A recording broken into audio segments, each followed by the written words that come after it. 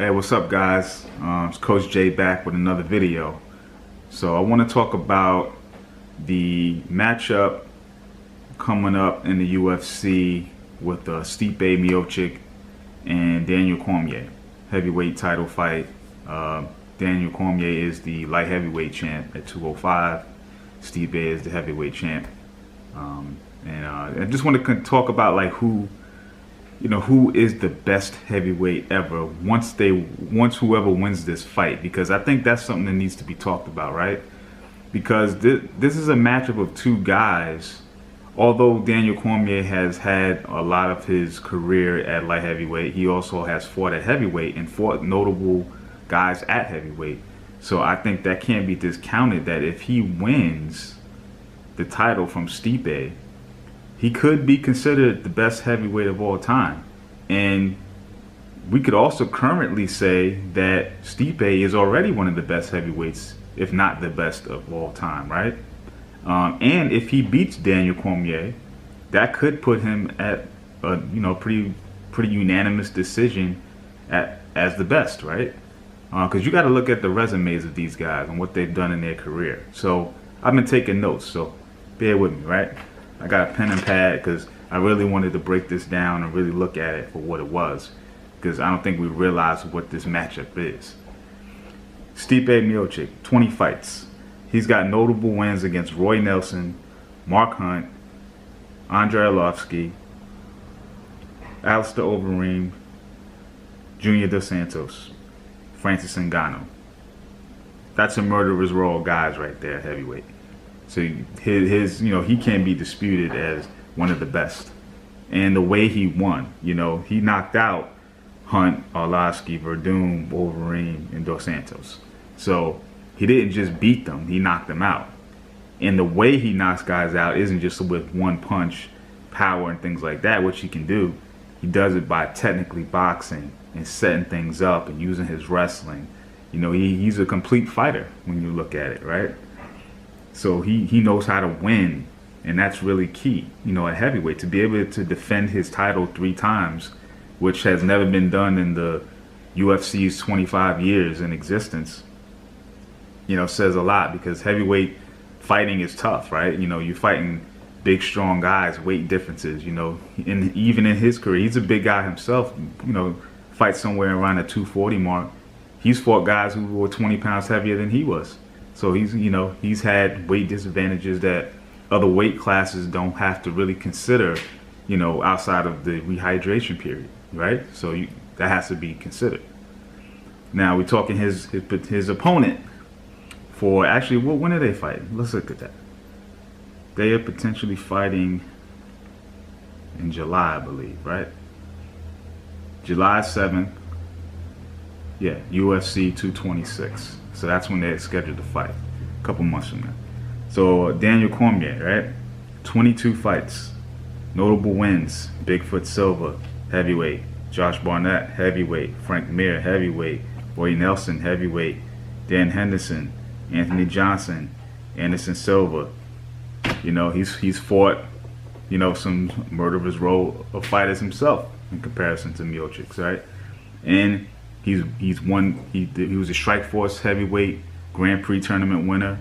Obviously UFC light heavyweight champ. He's only had 2 losses to John Jones. One was a no contest, obviously, but he's only lost to the best. Like the best, like the guy who could be considered the pound for pound if he didn't have his own issues, which is another video. We won't even go there. But yeah, so look at the resumes of these guys, right? Half of what we just talked about for Cormier was at heavyweight. That was at a heavyweight, and he was undersized at heavyweight, 5'11". He was not the greatest physique, but a very conditioned, well-schooled, wrestler who knows how to put himself in a position to win. And he manhandled a lot of these guys with the wrestling. So it's going to be an interesting matchup between these two guys, and you have to consider whoever wins this fight has to be the greatest heavyweight in UFC history. They have to be, right?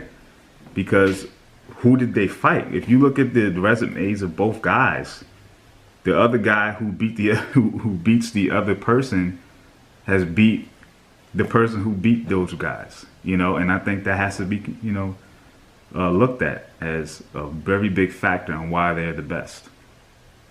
So how do they match up, right? Well, obviously, size-wise, you know, it's a big difference, right? Miocic is a bigger guy, you know, he's taller, you know, potentially heavier. I think Cormier has weighed in somewhere in the 230, 240 mark at heavyweight, but, you know, obviously not in the greatest physical condition, and that may slow him down against a guy who's that much bigger, but he's done it before, right? So you could almost throw that out the window.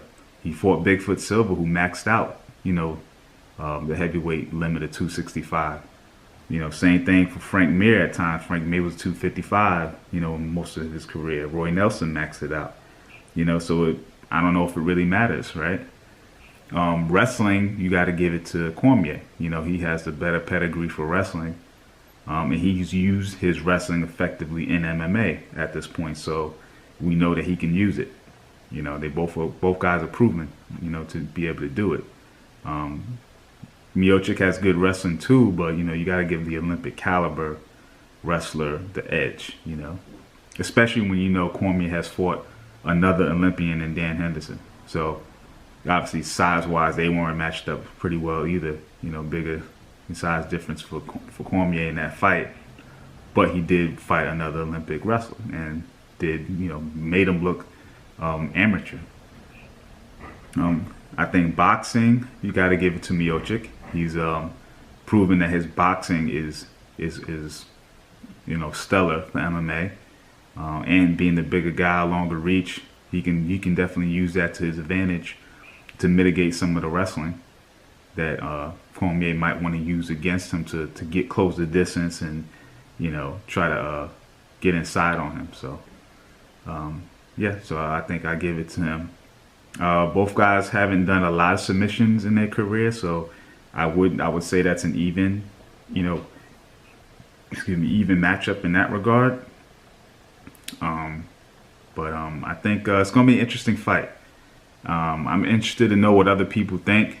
What are they thinking about this? I know we're a couple months out from that fight, but I don't think I haven't seen a whole lot. Maybe I haven't seen the right things, but I haven't seen a whole lot out there of people talking about this fight and how this is a, you know, a matchup of two potentially greatest, the greatest heavyweight of all time, you know. So yeah, let me know, comment below. But also I want to mention Cain Velasquez and how he plays into this, right? Before this fight and before Stipe kind of gone on his tear, I think the unanimous thought was that, you know, Cain and Stipe would fight each other at some point, and the winner of that fight would be considered the greatest UFC heavyweight of all time. Now, Cain's been out for quite some time, you know, and, you know, the question marks of when he comes back, you know, what happens. You know, Stipe is probably going to fight, you know, many more times in between when that happens. So, you know, the question marks are still going to be out there of whether they fight, and if they do, who has the edge in that fight, right? Well, let's look at Cain, right? Same thing, murderer's row of heavyweight fighters he's fought. So he's got the resume also. You know, it just begs, you know, the question of will he ever get a chance to fight Stipe? You know, because, you know, who knows how many fights Stipe has left as far as holding on to the title, you know, and I think that's really going to be the true test, is like you want to fight the guy with the title in order to be considered, you know, the greatest heavyweight of all time, right? Possible, because, you know, it could be a flash win for some other guy and then he wins it, you know, doesn't really make him the best, but, you know, he's got to be proven to do it. So Cain has what, Minotauro, Chet Congo, Ben Rothwell, Lesnar, Bigfoot Silva, Dos Santos, and Travis Brown.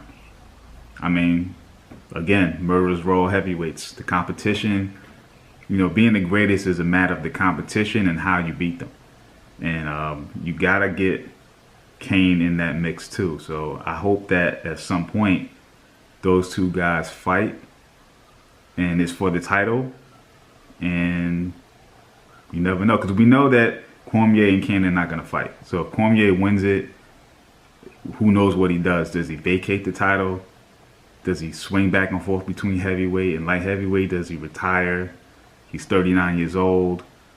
Honestly, I don't, there's so many question marks in that area. We know that Cain and Cormier are not going to fight. So that's out of the question as far as seeing that at the end of this UFC 226 between those two, what that could potentially be for a future fight. So, yeah, I'm going to end it here. Let me know what you guys think. Peace.